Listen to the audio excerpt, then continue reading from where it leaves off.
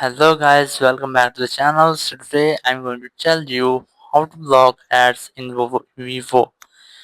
If you are using a Vivo device and now you want to disable or block ads in your device, so let's see how can you do it. For this, the first step is that you just have to open your phone settings.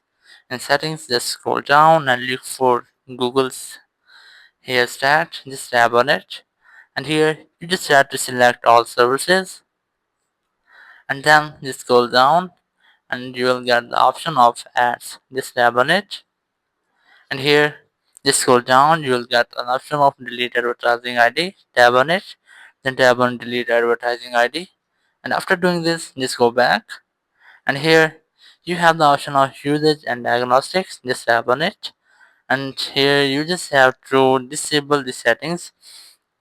The setting will be enabled in your phone, you just have to disable it. So after doing this, you have successfully disabled or blocked ads in your Vivo phone. Thank you very much for watching the video. Until next video, bye bye.